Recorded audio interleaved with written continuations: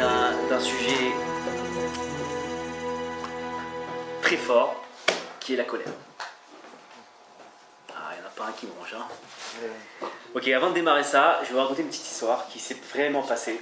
Il n'y aura pas de blague ce soir, mais il y aura cette petite histoire-là qui est fantastique, qui s'est passée en Israël.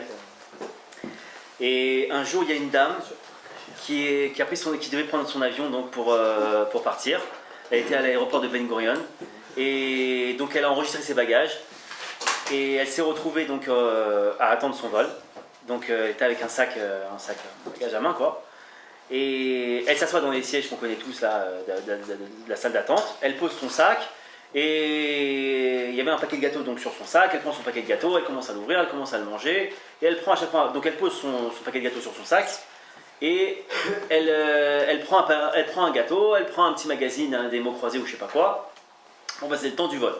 Et à côté de son sac, donc sur le siège en fait, le troisième siège, il y a un monsieur qui est à côté, qui lui aussi est en train de lire son journal. Et donc, peut-être une minute passe, et du coin de l'œil, elle voit le type qui tend la main vers le paquet de gâteaux, qui se sert, qui mange. Alors, elle commence à se dire, mais je viens de rêver ou... Bon, elle se dit, je laisse passer, j'ai peut-être mal vu, tu vois. Deuxième coup, même chose, schmat, il est en train de lire son magazine comme ça. Troisième coup, donc elle se tourne comme ça, elle se met comme ça devant le paquet de gâteaux, elle attend, et puis le type, un grand sourire, il prend un paquet de gâteaux et il mange. Putain, dis-moi, c'est self-service ou quoi? C'est pas possible. Donc elle prend des gâteaux, genre nerveusement, genre c'est mon paquet de gâteaux, tu te truc, elle le repose énervée, etc. Et il reste plus qu'un paquet de gâteaux, et qu'est-ce qu'il fait le blata de service? Il prend pas le paquet de gâteaux comme ça, il lui tend et il dit, vous voulez finir? J'hallucine quoi. Bref, elle prend son sac, elle lui laisse le paquet de gâteaux dans les mains, elle prend son sac comme ça, l'embarquement démarre, elle arrive dans l'avion, et comme toute femme qui se respecte, elle va se faire une petite beauté avant le décollage. Comment ça s'appelle ça? La trousse à maquillage est dans le sac, elle ouvre son sac, pour prendre sa trousse à maquillage, qu'est-ce qu'elle trouve dedans? Son paquet de gâteaux. Et là, elle comprend que le paquet de gâteaux, c'est le paquet de gâteaux du monsieur. Et que, en fait, toute la scène, elle est inversée. Et que, en fait, c'est elle qui tapait dans le paquet de gâteaux. Et que, continuellement, elle tapait dans le paquet de gâteaux. Et lui, gentiment, il lui a proposé même de finir son paquet de gâteaux. Et elle l'a renvoyé paître. Et ça, c'est pour introduire ce dont on va parler ce soir. Il faut savoir que, dans la Gemara Makot, page 10b, il est dit comme ça que on encourage l'homme à suivre la voie qu'il veut suivre. D'accord? Qu'il a choisi. C'est-à-dire que quand un type veut faire mal, on va lui ouvrir toutes les portes pour faire le mal. Un type qui veut faire bien, on va lui ouvrir toutes les portes pour faire le bien. Et ça c'est la notion du libre arbitre, tout simplement.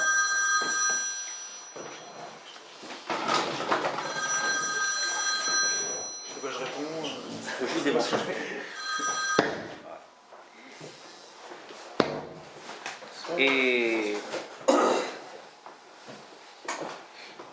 Et très souvent, l'homme qui croit en lui-même, ça veut dire qu'il n'inclut pas Hachem dans toute sa vie, dans toutes ses épreuves, dans toutes les choses qu'il rencontre dans sa vie. Alors Hachem, il dit très bien, tu sais quoi? Tu crois en toi? Tu crois pas en moi? J'existe pas pour toi? Alors je me retire de la partie. Comme un assos, imaginons il y a deux associés. Un, il a une chance de folie furieuse. Un autre, il est... Le chanceux, l'autre, jamais il lui dit merci. À un moment donné, le chanceux, il lui dit, écoute, tu sais quoi? Je pars avec mes billes. Je te laisse toute la société, vas-y, gère. Le problème, c'est que quand le chanceux, il part, la société, elle tombe. La plupart du temps, c'est ça. C'est là où les échecs, ils démarrent. C'est quand on n'inclut pas Hachem dans son histoire. Maintenant, il y a une très belle histoire comme ça qui s'est passée au temps du Baal Shem Tov. Le Baal Shem Tov, c'était un très très grand Rav chassid à l'époque. Et un jour, il a demandé, il avait un problème, il lui manquait du vin. Et il a demandé à un de ses élèves qui lui a dit, écoutez, Rav, moi je peux faire du vin si vous voulez. Laissez-moi juste partir, je vais aller en Sibérie et je vais aller vous ramener du vin. Alors il est parti en Sibérie.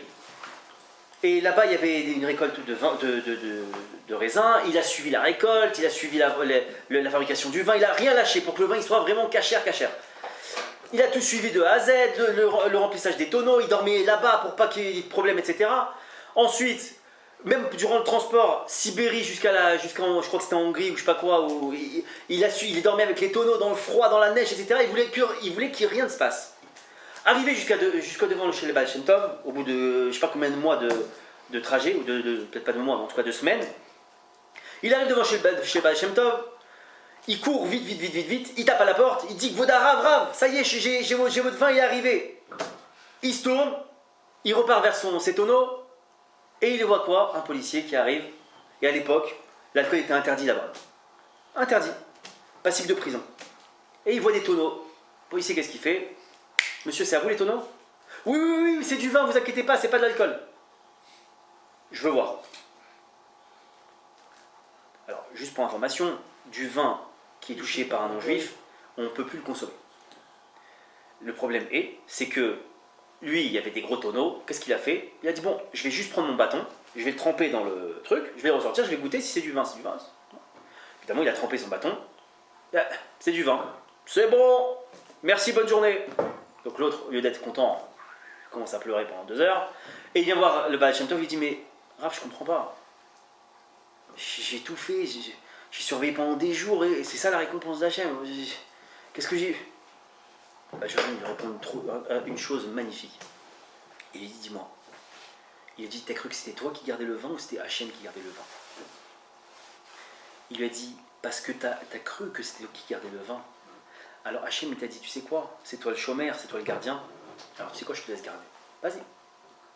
Et ce qui s'est passé c'est que le policier il est rentré. Il y a une phrase qu'il a dit à Baal Shem Tov qui est magnifique, il lui a répondu, il lui a dit si Hachem ne garde pas une ville, c'est en vain qu'une sentinelle veille. C'est super fort. C'est-à-dire tu peux mettre, il avait dit tu peux prendre n'importe quel pays avec une armée, bombe atomique, machin, etc. Regardez rien que la guerre des 6 jours, je fais juste une parenthèse, mais regardez la guerre des 6 jours, comment on l'a gagnée. C'est avec des fusils, ils étaient en train de tirer les uns aux autres, ils sont passés le fusil pour tirer. Comprenez que, et on était une poignée d'hommes contre une armée. Et à partir du moment où, d'une certaine manière, tu t'inclus pas Hachem, ça marche pas. Ça marche pas. Maintenant, il faut comprendre que c'est pas toi qui protège, c'est pas toi qui fais, c'est Dieu qui fait, c'est Dieu qui accepte que tu fais. Maintenant, ce type-là, il aurait prié, il aurait dit, écoute Hachem, moi j'aimerais bien que tu m'aides, je peux pas y arriver tout seul. Je peux savoir moi ce qui peut se passer, etc. Je peux rien savoir. J'aurais imaginé une seule seconde qu'un policier vienne, il rentre son bâton dans le truc, et il goûte le vin, il me rend le vin qui n'est pas cachère. C'est pas possible, ça n'existe pas, ça existe dans les films. Mais en vérité, ça, c'est pas à lui de le prévoir. Lui, il doit faire ce qu'on appelle ishtadlut, ça veut dire faire le minimum qu'il peut. Le minimum qu'il peut. Maintenant, même chose. S'il y a des parents ici, même chose. La protection des enfants, il ne faut pas les étouffer, ça ne sert à rien. Vous allez rendre des enfants, des enfants assistés, etc. Faites le minimum. Faites le minimum. Dites-leur, voilà, il faut que tu rentres à telle heure, etc. Mais ne les étouffez pas. Même chose pour la route. Le gars qui croit que c'est un super pilote, il prend sa voiture, machin, etc. C'est le meilleur pilote, ok? Et il croit qu'il a jamais... Il croit qu'il n'aura jamais d'accident. Pourquoi? Un mec en face de lui, il peut pas bien conduire. C'est ça qui conduit sur la route. On croit que sur un super bon conducteur, c'est bon, il m'arrivera rien. Mais en face de toi, il y a un mec qui est bourré, il va pas être rentré dedans. Donc il faut comprendre que tout ça, et même chose pour l'avion, etc. Maintenant, ces angoisses-là, elles viennent dans le fait qu'on n'a pas confiance en Dieu. D'accord? Et à partir du moment où on n'a pas confiance en Dieu... Peut-être qu'on a des erreurs à réparer. Voyez bien. Parce qu'il faut avoir confiance en Dieu. Il y a une histoire comme ça qui est racontée dans la Gemara Brachot 60b. Il y a une histoire comme ça qui est racontée sur Rabbi Akiva. Et ça, tous Rabbi Akiva. Rabbi Akiva, c'était un maître énorme. Et il avait un maître qui s'appelait Ish Gamzu. Ish Gamzu. Pourquoi on l'appelait Ish Gamzu? Parce qu'à chaque fois qu'il lui arrivait quelque chose, il disait Gamzu Letova. Tout est pour le bien. Maintenant, Rabbi Akiva, il lui arrivait un truc. Maintenant, chacun dans cette situation-là, on aurait tous pété un plomb. C'est quoi? Il arrive aux abords d'une ville, la nuit commence à tomber, il arrive devant une ville comme ça, il veut rentrer dans la ville. Le gardien qui lui dit, donc les portes étaient fermées, et le gardien lui dit, je suis désolé mais c'est la nuit, je ne peux pas vous laisser rentrer, c'est fini. Rabbi Akiva, vous croyez qu'il négocie une seule seconde avec le gardien? Ok. Gamzu Letova, il n'y a pas de problème, tout est pour le bien, pas de problème, je fais demi-tour. Il part. Il va s'installer là-bas, il installe un campement de fortune comme ça, il décide de s'allonger, de dormir un peu. Il a une torche comme ça quand même pour se diriger dans la nuit. Coup de vent, la torche qui s'éteint. Alors normalement, un homme normalement constitué, qui n'est pas croyant, qu'est-ce qu'il se dit? Purée, je suis pas ça. La ville, la torche. Attendez, c'est pas fini. Parce que dans la nuit, qu'est-ce qui s'est passé? Il y a juste un lion qui est juste arrivé et qui a dévoré son âme. Rabbi Akiva, tranquille. Oh, tout est pour le bien. Un chat, il est venu, il a mangé son coq. Il s'est retrouvé avec plus un truc, sorti dehors, tout est pour le bien. Vous savez ce qui s'est passé? La Gemara raconte comme ça, qu'il s'est réveillé le matin, il est retourné dans la ville. La ville, pendant la nuit, il y a eu une attaque de brigands. Toutes les personnes, elles ont été kidnappées. Alors, c'est ça la confiance en Dieu. C'est que faut comprendre que, et c'est ça dont on va parler tout à l'heure, c'est les obstacles. Il y a des obstacles, et il faut les accepter et comprendre pourquoi il y a des obstacles. Et on va y venir. Maintenant, celui qui n'a pas confiance en Dieu, la plupart du temps, qu'est-ce qu'il fait? Il se met en colère. Obstacle qui arrive, colère. Ah, moi, j'ai pas prévu ça. Moi, j'ai pas prévu ça. D'ailleurs, on dit que la colère, ça équivaut à l'idolâtrie, à la Vodazara. Pourquoi? Mais dis-moi, quand tu es en train de te mettre en colère, qu'est-ce que tu es en train de dire finalement? Et dis-moi, Dieu, tu te fous de moi ou quoi là? J'ai décidé comme ça, d'où tu me mets un autre truc? Donc je suis supérieur à toi. Si toi, moi j'ai raison et toi t'as tort. Quand un type il essaie d'avoir raison, finalement il essaie de faire quoi? De prendre le dessus sur l'autre. Donc Dieu, quand je me mets en colère, je considère qu'il est en dessous de moi et qu'il n'a rien compris à la vie que je devais avoir. Il n'a rien compris au projet que j'ai mis en place, que moi j'ai compris que c'était pour le bien, que c'était pour mon bien, qu'il fallait que je fasse, etc. Maintenant, toi tu es en train de me mettre une embûche devant moi, ça veut dire que Dieu, tu n'as pas compris. Et c'est pour ça que c'est comparé à ce qu'on appelle l'idolâtrie. Maintenant, il faut comprendre qu'il n'y a aucune colère qui est justifiable. Aucune. Et la plupart du temps, la colère dont on se sert, c'est pour les commandements. C'est pour les commandements. C'est pour la mitzvah. Imaginons, on prend un type, il rentre à la synagogue comme ça, il est à Shabbat, il n'est pas venu à Shabbat depuis 100 ans. Il n'est peut-être jamais venu à Shabbat, à la synagogue. Il vient en plein office. Téléphone qui sonne. Et il y a toujours un qui se lève. Et pas il fait la choix du siècle. Et il le déchire, et l'autre il passe du rouge au vert. C'est pas une synagogue, c'est pas un cinéma, et ça, vous n'avez pas honte, c'est Shabbat. Le type, il était peut-être venu une fois, et c'est peut-être là maintenant la dernière fois qu'il viendra à la synagogue. Non, il va partir ce type-là et c'est fini. Et lui qu'est-ce qu'il pense, ce type qui s'est énervé? Attends, j'ai fait une super mitzvah. J'ai fait la justice dans une synagogue. Parce qu'un type, il a transgressé Shabbat. Et au moins, je lui ai montré ce qu'il fallait faire.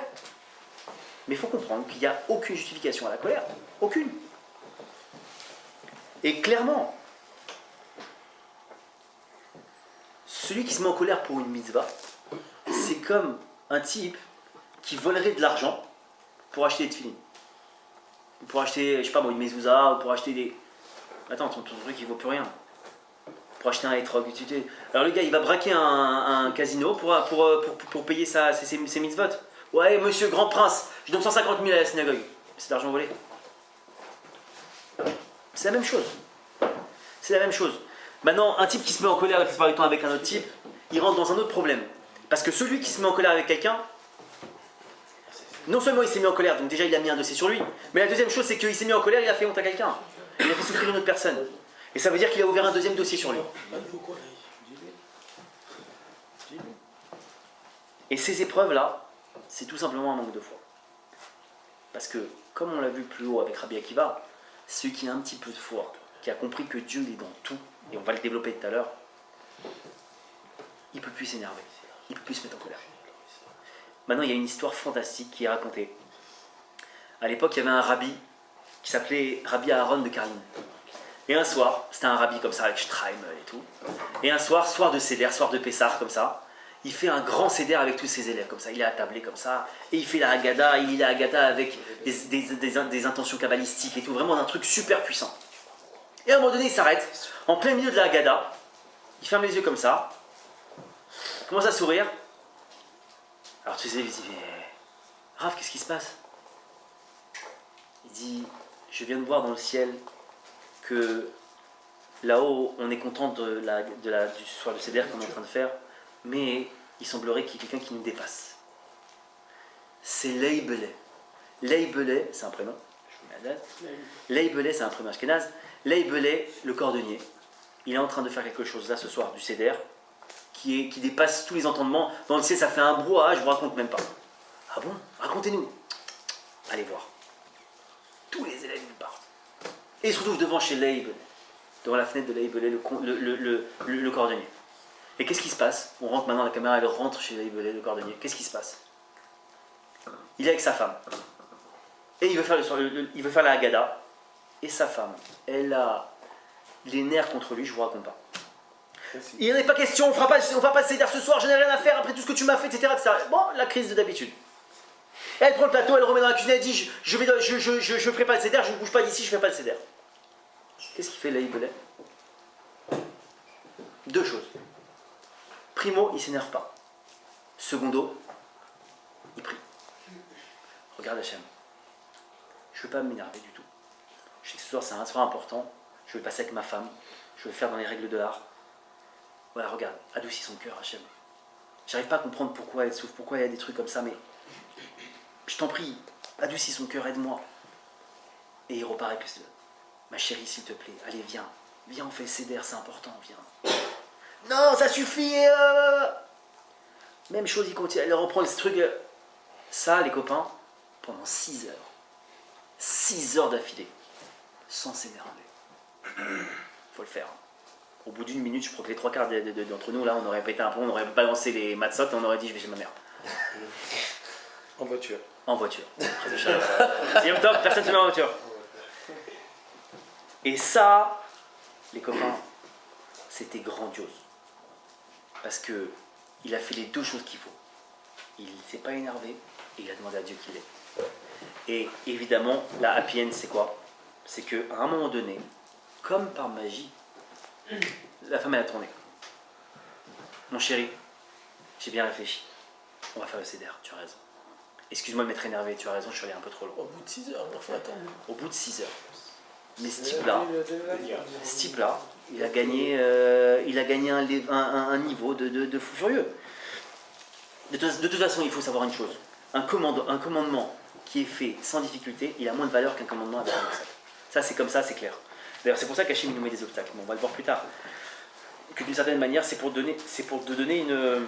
C'est souvent ça, Shabbat. Comment on dit ça? Un srout, Un mérite. un mérite.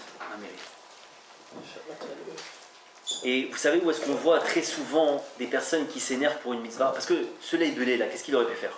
Attends, c'est le soir de Seder, je comprends pas. Tu me fais ça ce soir. Je comprends pas. Mais c'est quoi? Mais c'est quoi? Tu crois pas en Dieu? T'es vraiment le truc? C'est honteux ce que tu me fais, c'est super important, t'as rien compris. Et il s'énerve. Parce qu'il y a une mitzvah quand même, attends. On doit servir Dieu. Mais le problème c'est qu'il a compris que c'est ça servir Dieu. C'est ça servir Dieu.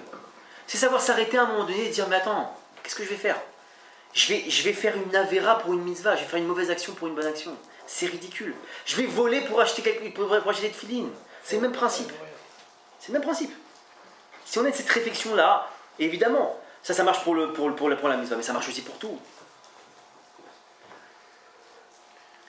Et la plupart du temps, le Baal Teshuvah, celui qui fait Teshuvah, celui qui revient vers Hachem, la plupart du temps, il a ce problème-là quand il est avec ses parents, par exemple.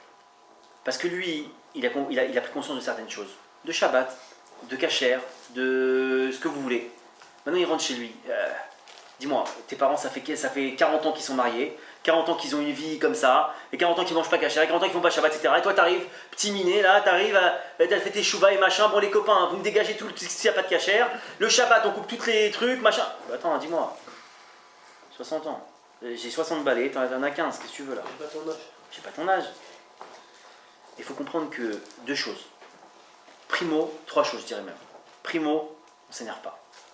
Secondo, on parle avec amour. Ça, c'est une règle pour tout. Rien qu'on parle avec amour. Et la troisième chose, on prie. On prie.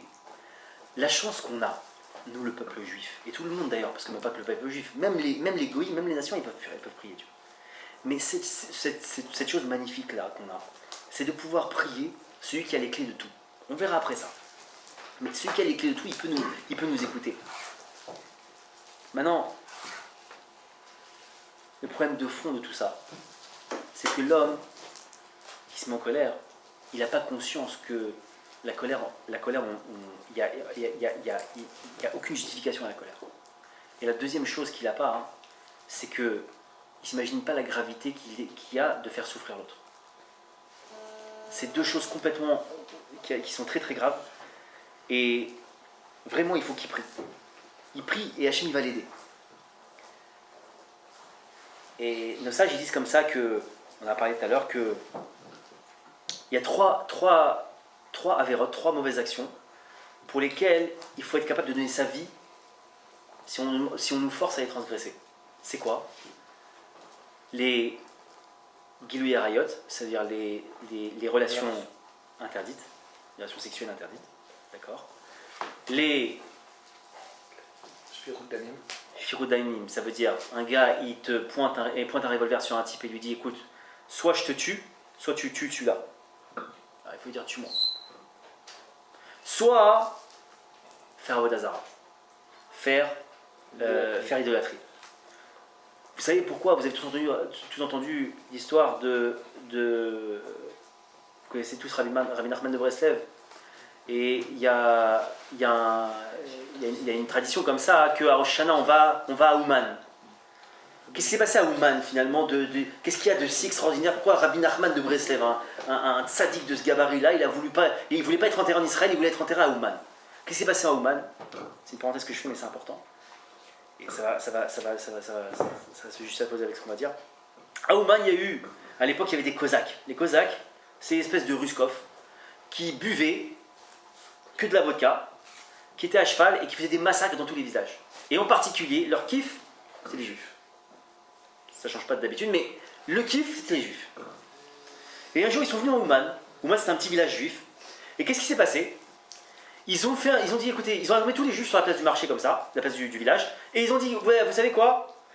On va faire un truc, on va faire une espèce de roupa comme ça, une espèce de dé nuptial, et vous allez vous mettre en dessous. Chacun vous allez passer et vous allez dire voilà, j'accepte de me marier avec Jésus, avec le christianisme. Il y avait des hommes, des femmes et des enfants.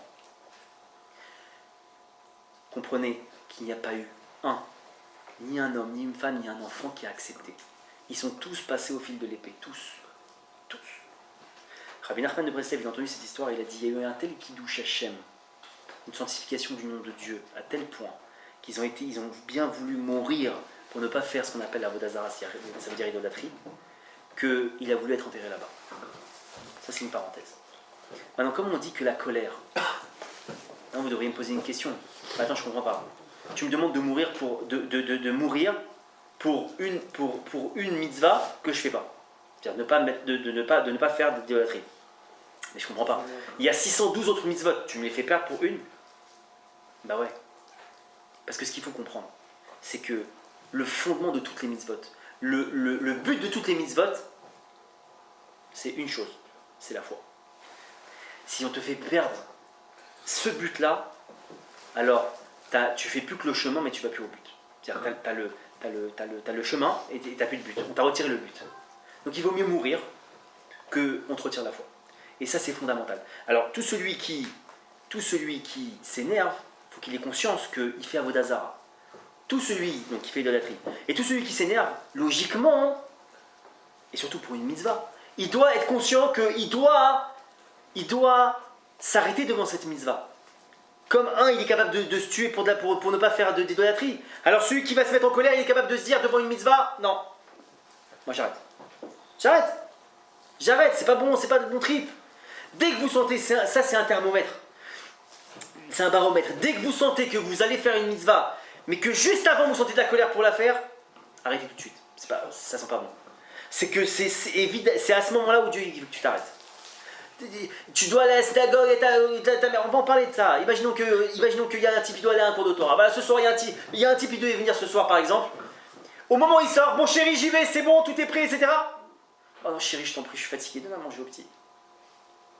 Attends, mais il est 8h moins 5, ça commence à 8h, tu dis ça maintenant. Non mais, faut comprendre, c'est des trucs classiques ça. Ou ta mère qui te demande un truc, ou ce que tu veux, ça peut être n'importe quoi. Mais là, les copains, il faut faire un arrêt sur image et dire attends, 2 secondes. 2 secondes. J'ai le choix entre colère pour une mitzvah, donc ça veut dire voler pour des tefilines, ou alors je m'énerve pas, je stoppe l'image, je prie Dieu, je lui dis écoute, tu sais quoi Dieu, regarde, moi j'ai envie d'aller au secours. Maintenant, ma femme me demande un truc. J'ai 2 solutions. Soit je vais de force à ce cours-là, dans ces cas-là, je pète le shalom bait et je suis en colère, etc. etc. Dans ces cas-là, j'ai rien gagné. Soit je m'arrête maintenant, j'aide ma femme, et ça va bien se passer. Et la plupart du temps, et vous faites l'expérience maintenant que vous le savez, que la plupart du temps, quand on ne s'énerve pas devant une épreuve, alors l'obstacle, il s'effondre. Et la plupart du temps, ce type-là, avec sa femme qui est venue lui dire je t'en supplie, Denis, moi je suis KO technique, on ne sait pas pourquoi. Ouais, c'est bon, va à ton cours, c'est bon, je vais bien. Je vais lui donner à manger. C'est comme ça partout. Et je suis sûr qu'il y a du vécu comme ça, c'est sûr. Le gars qui est capable d'avoir ces forces-là, c'est certain que ça lui arrive un jour. Pardon.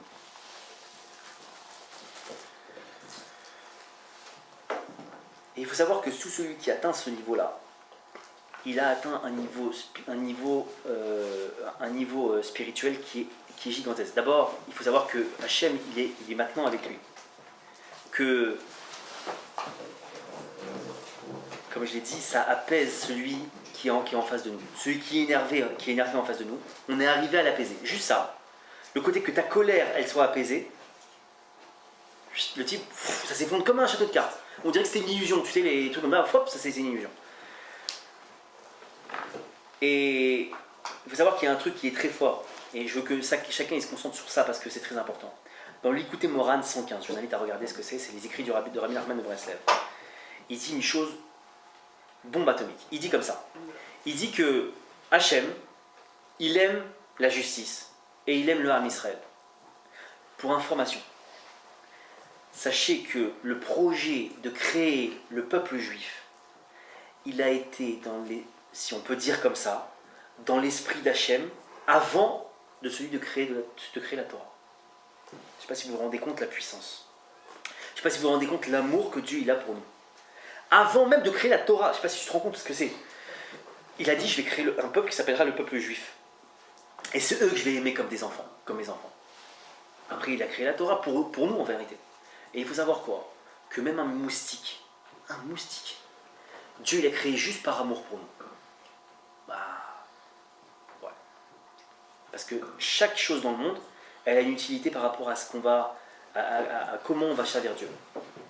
Mais ça, on le verra plus tard. Quand Mashiach il va venir, on va regarder un moustique, on va voir, mais quoi, on pouvait s'en servir comme ça pour servir Dieu? Quoi, cette bouteille de coca là, on pouvait s'en servir comme ça pour servir Dieu? Il va te montrer tous les trucs. Tu te dis, c'est pas possible.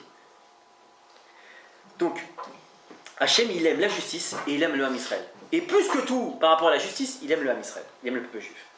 Maintenant, qu'est-ce qui se passe quand un juif, il faute? Et il veut finalement se rapprocher. Imaginons, on prend un exemple comme ça. Un type, toute sa vie, il n'a pas fait Shabbat. Et un jour, il dit, écoute, tu sais quoi? Je veux faire Shabbat. Je fais Teshuva. Qu'est-ce que fait la justice? Elle arrive devant un Kadosh Baruch Hu, elle lui dit, mais hey, dis-moi Hachem, je comprends pas, celui-là, là, il a un dossier, il fait la tour Eiffel. Il n'a jamais voulu faire Shabbat. Maintenant, il veut faire Shabbat? D'où on va le laisser comme ça? Non. Je veux justice. Je veux pas qu'il y ait spécialement de facilité. Je veux qu'il y ait justice, je veux qu'il soit empêché un petit peu. Attends, c'est trop facile. Le mec il vole toute sa vie, et puis un jour il vient, il rend ce qu'il a volé, c'est bon, tu peux partir, il s'est rien passé. Non, je veux de la prison, moi je veux qu'il paye. Alors Hachem, il aime la justice. Mais comme par-dessus tout, il aime le Ham Israël, le peuple juif, alors qu'est-ce qu'il fait? Il dit, t'as raison. On va lui mettre un obstacle devant lui. Mais comme dans cet obstacle, Dieu il s'est, si on peut dire, injecté dans cet obstacle-là, alors cet obstacle-là, il va avoir pour but de quoi? De rapprocher le type. Et comment on peut comprendre ça? Parce que c'est vrai, c'est bizarre, pour un obstacle, il rapproche cette personne-là qui voulait faire Shabbat de Dieu. Comment c'est possible? Parce que chacun dans notre vie, dans n'importe quelle situation qui peut être extrême ou pas, à un moment donné, on a dit « Ah mon Dieu, je t'en supplie, aide-moi, punaise. » Même machinalement, on l'a dit. Même des gens qui ne sont pas croyants, qui ne sont pas pratiquants, etc. À chaque fois, un jour dans notre vie, on a pu dire « Oh purée, mon Dieu, je t'en supplie, aide-moi, purée, comment je vais faire? Oh mon Dieu, le pauvre !» Et d'où ça sort, ça? C'est que l'obstacle qu'on a devant nous, il va te pousser dans tes retranchements. Comme un coach. Regarde, imaginons que tu prends un coach comme ça, un type qui fait de la musculation. D'accord? Le coach, quand il lui met des poids, à chaque fois qu'il monte la barre comme ça, à chaque fois qu'il la monte, le coach lui dit c'est bien, t'as levé 50, je vais te mettre 10 kilos de plus. Purée, le gars il commence à lever. Purée, il n'arrive pas, il monte le truc, mais il arrive quand même. Qu'est-ce qu'il pense dans sa tête? Quand il lève la barre, qu'est-ce qu'il pense? Purée, le coach. Purée, il abuse quand même. Qu'est-ce qu'il est relou, limite il insulte, il en peut plus quoi. Mais à la finale, ce type-là, il est devenu plus fort. Il a levé sa barre, mais grâce au coach, il est devenu plus fort. Ça veut dire quoi être plus fort? Ça veut dire se connecter à Dieu. Parce que tout ce qui fait Dieu dans notre vie, c'est juste pour qu'on se connecte à lui. Juste qu'on mette en place une connexion. Et la connexion, c'est la prière. Donc l'épreuve, elle est là pour nous amener à la prière. Et c'est ça que dit Rabbi Nachman de Breslev quand il nous dit que il faut affronter les épreuves avec foi et comprendre que Dieu est dedans. Dieu est dans cette épreuve et Dieu se sert de cette épreuve pour qu'on se rapproche de lui. Maintenant, il faut savoir que chacun, on peut trouver ses obstacles. Dans du business, un gars il veut vendre son appartement par exemple. Et il voit que ça ne marche pas, il ne comprend pas, il n'arrive pas à vendre, etc., etc. Première réaction, t'énerve pas. T'énerve pas. Arrête de parler avec celui qui connaît rien. Parle à Dieu, pose-lui la question, qu'est-ce qui cloche Dieu? Il n'y a pas de souffrance sans faute. Qu'est-ce qu'il y a comme faute? Pourquoi ça bloque? Montre-moi. Et il va te montrer. Comment il va te montrer? Ça vous est jamais arrivé que vous cherchez vos clés de voiture, vos clés de je sais pas quoi, vous cherchez purée, je vous avais retourné à la maison, elle est à l'envers la maison. Et d'un coup, mais oui, je les ai mis là. Tout ça sort ce truc-là, là. Mais une idée comme ça, mais tu crois que Dieu ne peut pas te mettre d'un coup une idée qui dit purée, c'est comme ça qu'il faut faire. C'est ça la réponse de Dieu. Mais encore faut-il se connecter. Tu branches pas le tuyau. Tu branches pas la Wi-Fi, tu peux pas capter. T'allumes pas ton portable, tu peux pas t'appeler. Donc à partir du moment où tu as compris ça, tu as compris que la prière, elle est là pour te connecter avec Dieu. Et dans tous les problèmes que tu peux avoir du business, un problème de voisin, tu as un problème de voisin. Combien on a eu des problèmes de voisins et ça tape tous les jours, tes gosses qui... Mais lâchez-moi un peu. Lâchez-moi, ouais, il y a des enfants qui pleurent, qu'est-ce que vous voulez que je fasse? Oui, mais bon, il est 7h30, on aimerait dormir. Attends. Alors qu'est-ce qu'il a? Il s'énerve avec le voisin ou qu'est-ce qu'il fait? Mais Hachem, montre-moi ce qu'il y a. Montre-moi qu'est-ce que tu veux que je change. Il y a un problème, il y a un bug. Montre-moi ce qu'il veut que je change. Et maintenant je vais répondre à certaines questions d'ici.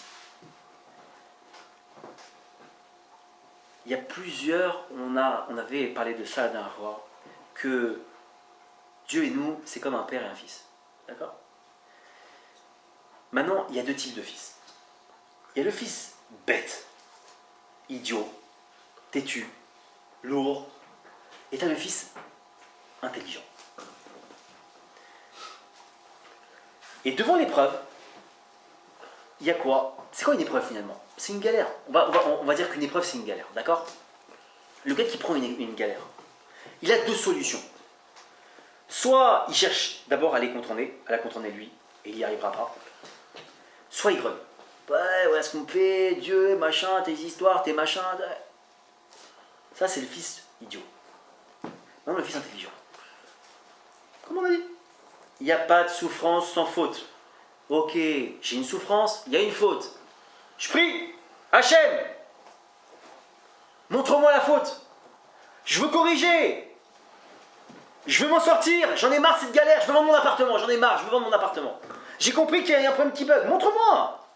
Ses voisins, cette vieille là, qui monte tous les soirs à me sonner. Pourquoi? Montre-moi ce qui va pas. Montre-moi c'est quoi le problème avec le business. Pourquoi je fais... À chaque fois que je monte une affaire, ça plante.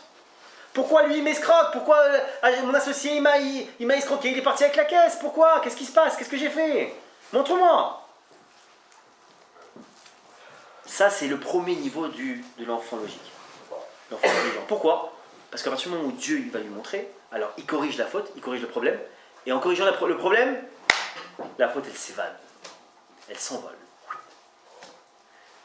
Maintenant, il y a le super fiston. Le super fiston, qu'est-ce qu'il fait?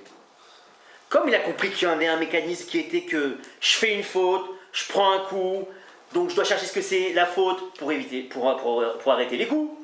Qu'est-ce qu'il fait lui? Hop, il est un peu plus malin que les autres. Il se dit attends, regarde, à chaque fois que je fais une erreur, je prends un coup.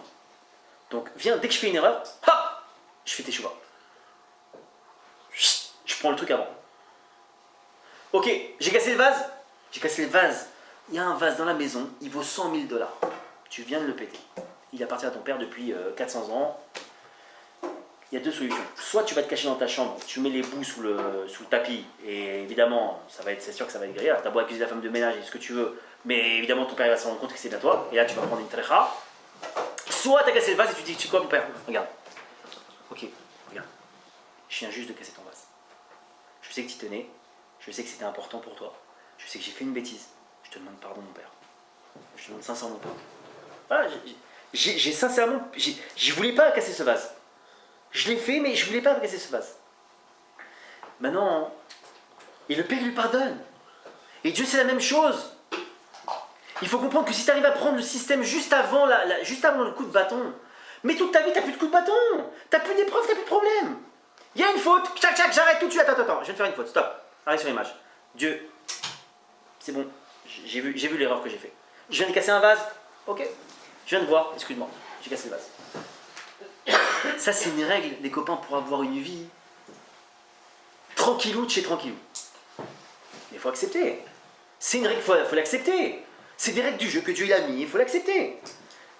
Maintenant, parce que quand un fils il fait la volonté de son père, pourquoi il va le punir? Pourquoi il va le punir? Dès qu'il vient le voir pour un truc, mais ça y est, t'as fou, qu'est-ce que je vais t'en coller une, pourquoi faire? Parce que j'ai envie de me défouler la main. Mais attends, ça va. T'as été intelligent, t'as été sympa, t'as été honnête. Viens, ok, ça va, on fait la paix, bravo mon fils, c'est pas grave. Qu'est-ce que tu veux? Tu veux qu'on aille manger au resto? Je t'aime bien, je suis fier de toi. Je suis fier de toi, t'as fait preuve d'honnêteté, t'es un grand garçon, c'est bien. Maintenant, il y a une chose que le fils bien-aimé comme ça, il fait. Parce que comment on fait cette histoire-là? Comment on demande pardon? C'est quoi, c'est en tic-tac? Regarde, tu sais quoi, Hachem? J'ai fait un truc là, je suis désolé, ok, on s'appelle? C'est bon, tu me pardonnes? Attends. Tu veux me casser un vase qui date de génération en génération. Il y a une forme à tenir. Il y a un minimum. Il y a des sentiments dans ce vase. Il y a un background, il y a quelque chose, il y a une histoire. Il a peut-être vu sa mère un jour pleurer sur ce vase en train de parler de trucs. Et tout ça, ça rentre il y a de l'émotion, tu vois. Tu peux pas arriver et dire à ton père, écoute, j'ai pété le vase, excuse-moi, je suis désolé, m'en veux pas, je vais avec les copains, je vais sortir en boîte. Attends. Et c'est quoi cette technique-là? C'est quoi cette technique-là? C'est ce qu'on appelle la hitbo des doutes. Ah, on vous bassine avec la hitbo des doutes. Mais vous savez ce que c'est la hitbo des doutes? Tu prends Dieu à part et tu lui demandes un entretien particulier pendant 1 heure de ton temps. 1 heure dans ta journée. T'as 24 heures. T'as 24 heures. Je vous en supplie, venez, on fait le calcul de chacun de notre journée. 1 heure dans la journée, ce que c'est avec le nombre de bêtises qu'on perd comme temps. Sérieux, hein? Combien de paroles à discuter avec les copains, de rien, combien je dors jusqu'à midi, combien je fais, combien de temps je perds pour alors que je pourrais investir 1 heure. Et c'est quoi cette heure? Il faut comprendre que, en vérité, quand on réfléchit bien, on est bête. Parce que tu as un problème. Demain, je te donne un rendez-vous avec. Tu as un problème de logement. Je te donne un rendez-vous avec le ministre du logement. Oui, bonjour monsieur. Oui, je voudrais prendre un rendez-vous avec le ministre du logement. Oui, bien sûr, monsieur, pas de problème. À quelle heure? Tu arrives dans le ministre du logement. Voilà, j'ai pas d'appartement, je vois n'importe. Bien sûr, 150 mètres carrés, ça vous va? Avenue Foch? Bien sûr. Travail, t'as pas de travail? T'as Bill Gates, t'as rendez-vous avec Bill Gates. Bon, il est plus PDG maintenant, mais. T'as rendez-vous avec le patron de je sais pas quoi. Il me dit, ah, bonjour monsieur, je voudrais un travail. Bien sûr monsieur, j'avais besoin d'un adjoint. Tout ça là, Hachem, il les regroupe en un. Tout ça là, quand tu as un problème et tu as un besoin, rien que va demander à Dieu. Maintenant, c'est quoi la Hibo des doutes? La Hibo des doutes, déjà ça se passe en 3 parties. Et je veux absolument que vous écoutiez les copains, parce que ça, je l'ai dit il y a quelques cours de ça, Mashiach lui-même, il nous expliquera comment on fera. Alors venez, on prend des notes dès maintenant. Et venez, on gagne du temps. La Hibo des doutes, ça prend 1 heure de notre temps minimum. Maintenant, le gars qui veut faire 6 heures, il fait 6 heures, 10 heures, ce qu'il veut. Primo, déjà tu pries pour pouvoir prier. Parce que je vous assure une chose, commencez à faire Hibo des doutes et vous allez voir les trucs qui vont vous arriver. Et on t'appelle, mais qu'est-ce que tu fais? Viens ici, t'es en retard. Attends, purée, j'avais commencé à faire Hibo des doutes pour la première fois de ma vie, j'arrive pas. Et ça, le Yetzirah, il va jamais lâcher. Parce que ce truc-là, c'est une puissance. Juste pour vous montrer la puissance, après je reviens sur les Hibo des doutes. Vous savez qu'au temps de la Première Guerre mondiale, je crois, ou la Seconde, peut-être la Seconde, les Juifs polonais, les copains, ils ont mis en place une chaîne de Hibo des doutes. Ça veut dire quoi? Hibo des doutes, ils priaient 1 heure, il y avait un gars qui priait 1 heure non-stop. Vous savez ce qui se passe quand il y a Hibo des doutes? Et regardez comme c'est puissant. Ce qui se passe quand on fait Hibo des doutes pendant 1 heure, Dieu, toute la journée, qu'est-ce qu'il fait? Il met des décrets sur le monde. Tiens, ce pays va partir en guerre, celui-là il va avoir ça et ça et ça et ça.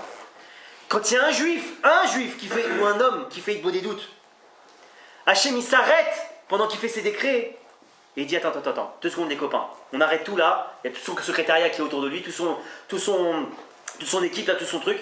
Les gars, les 2 secondes, il y a quelqu'un qui est en train de faire Hibo des doutes, je peux pas, 2 secondes, je dois écouter sa prière.